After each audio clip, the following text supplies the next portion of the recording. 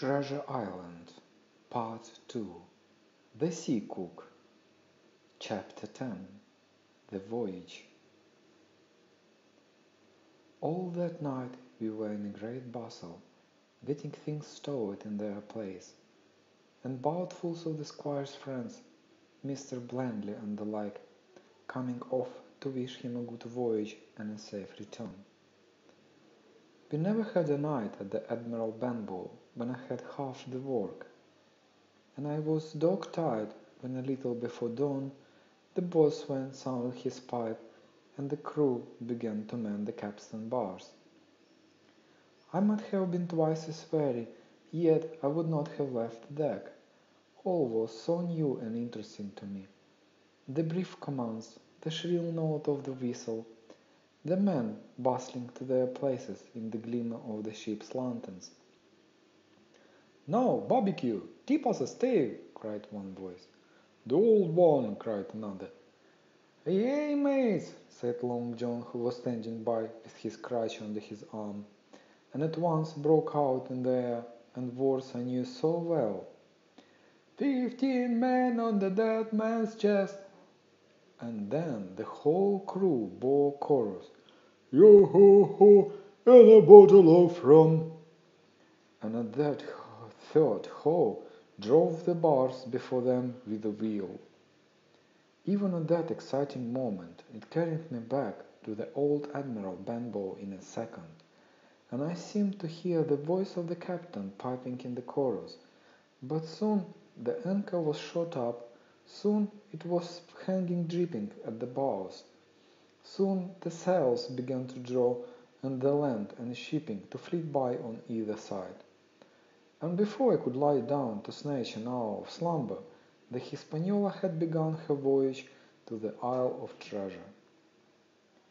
I am not going to relate the voyage in detail. It was fairly prosperous.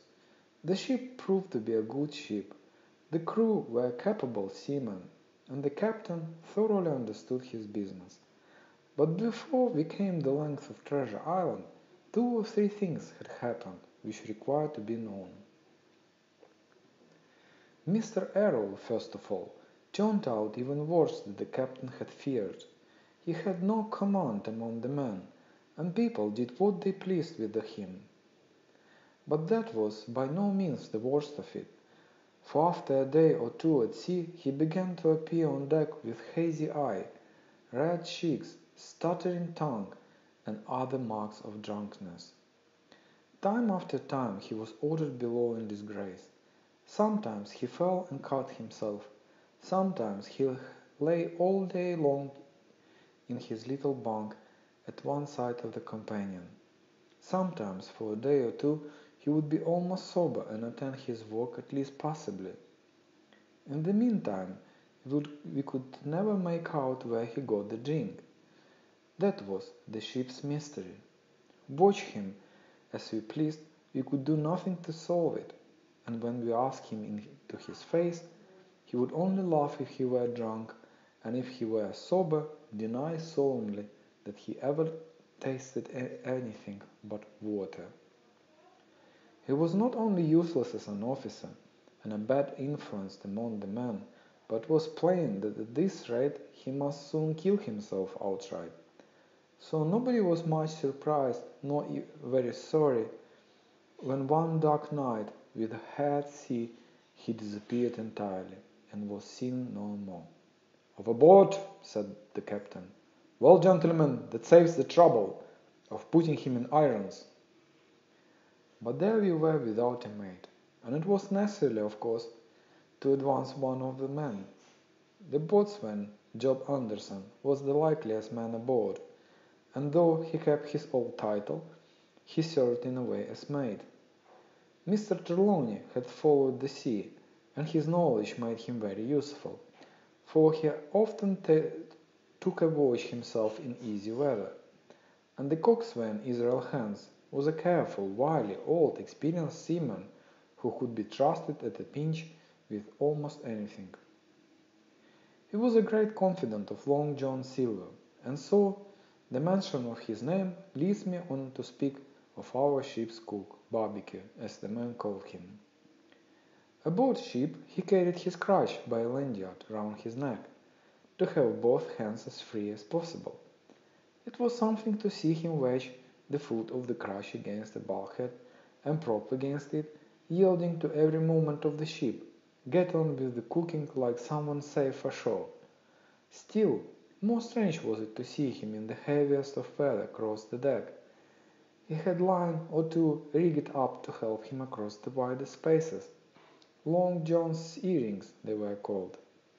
And he would hand himself from one place in another, now using the crutch, now trailing it alongside by the lanyard, as quickly as another man could walk. Yet some of the men who had sailed with him before expressed their pity to see him so reduced. "He is no common man, Barbecue," said the coxswain to me. "He had good schooling in his young days, and can speak like a book when to so minded, and brave like a lion's nothing alongside of Long John. I seen him grappled 4 and knock their heads together, him unarmed." All the crew respected and even obeyed him. He had a way of talking to each, and doing everybody some particular service. To me he was unweariedly kind, and always glad to see me in the galley, which he kept as clean as a new pin, the dishes hanging up burnished, and his parrot in a cage in one corner. "Come away, Hawkins," he would say. "Come and have a yawn with John. Nobody more welcome than yourself, my son. Sit you down and hear the news. Here's Captain Flint. I call my parrot Captain Flint, after the famous buccaneer. Here's Captain Flint, predicting success to our voyage. Wasn't you, Captain?" And then the parrot would say with great rapidity, "Pieces of 8, pieces of 8, pieces of 8, till you wondered that it was not out of breath, or till John threw his handkerchief over the cage. "Now that bird," he would say, "is maybe 200 years old, Hawkins. They live forever mostly, and if anybody's seen more wickedness, it must be the devil himself.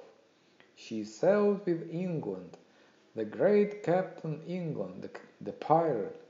She's been at Madagascar, at Malabar, at Suriname, and Providence, and Portobello. She was at the fishing up of the wrecked plate ships. Is there she learned pieces of 8, and little wonder. 350,000 of them, Hawkins. She was at the boarding of the Viceroy of the Indies out of Goa. She was, and to look at her you would think she was a baby. But you smelled powder, didn't you, Captain?" "Stand by to go about!" the parrot would scream.